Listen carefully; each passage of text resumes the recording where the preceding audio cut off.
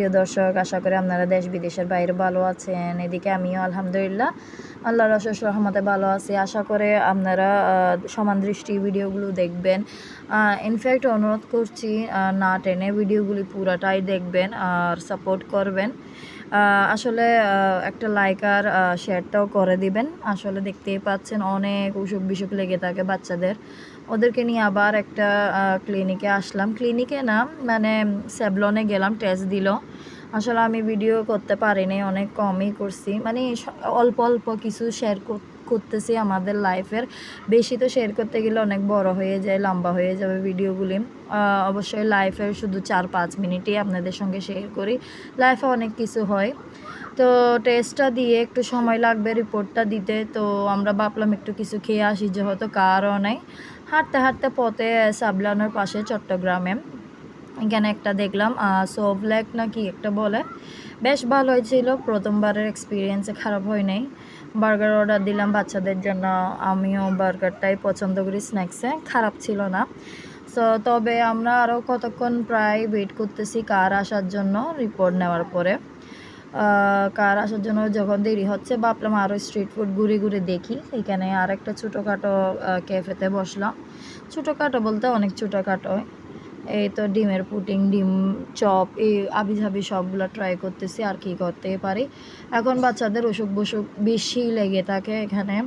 দেখতে গেলে অ্যালার্জিটাই বেশি বেড়ে গেল হঠাৎ করে। কুরবানের পরে অ্যালার্জিটাই বেশি এফেক্ট করতেছে। আর আমার বাচ্চার স্কিনগুলো অনেক সেন্সিটিভ, কিছু হতে পারে না, ফুলে যাবে, না হলে অ্যালার্জির সমস্যা দেখা যায়। তো যেহেতু টেস্ট দিলাম, টেস্টটা করে ফেললাম আলহামদুলিল্লাহ। তো ডাক্তার দেখে অনেক কিছু দিল, দিয়ে টিয়ে তো আলহামদুলিল্লাহ ঠিক হয়ে গেছে। আমি আপনাদেরকে দেখাবো একটা ছোটো একটা ক্লিপ আমার মেয়ের হাতের, ইনশাআল্লাহ দেখতে থাকেন।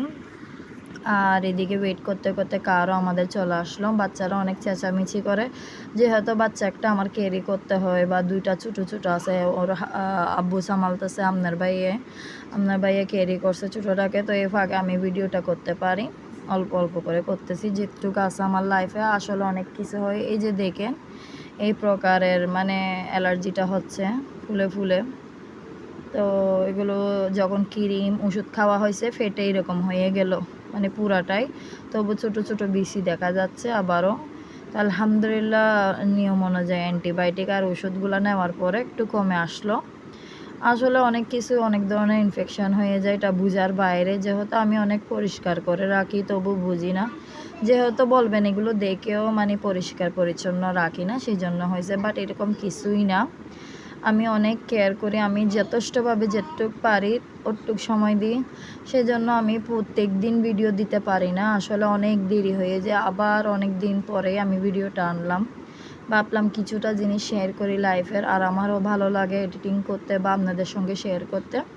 এদিকে আমি রিপোর্টটাও দেখাই দিচ্ছি কিছুটা, যাতে ওষুধ দিছিল, যেহেতু আপনাদেরও অনেক আশেপাশে বাচ্চারা থাকতে পারে, যদিও এরকম কিছু সমস্যা হয় এই ওষুধগুলো দেবেন। তারপরে আবার সাজেস্ট করছে অনেকেই, ওর নানু, ওর দাদুরা। ইনফ্যাক্ট অনেক ভালো, এটা ইতিহাস থেকেই চলে আসছে। নিম পাতার পানি একটু গাঢ় হলে এগুলো দিয়ে গোসল বা হাত ধুয়ে দিলে অনেক ভালো হয়। এরকম অ্যালার্জি যেহেতু স্কিনে থাকে, অ্যালার্জি মুক্ত যারা আছে তারা নিম পাতা দিয়ে গোসল করবেন।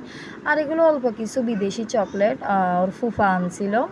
ওর ফুফা বাইরে গেছিলো, তো ওদের জন্য সই আনছে। ওর সেজ ফুফির মানে নতুন মামা বলতে গেলে ওদের জন্য। এখন সে যে ফুফি যে আক্ত হয়েছে, তো ওর ফুফাও হবে না, তো ওর ফুফা ওদের জন্য চকলেট আনছে।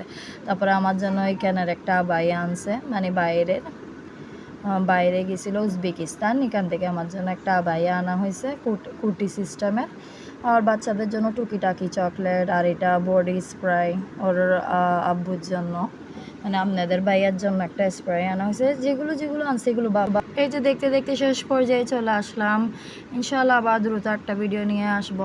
ততক্ষণ পর্যন্ত সুস্থ থাকবেন, ভালো থাকবেন। আল্লাহ হাফেজ।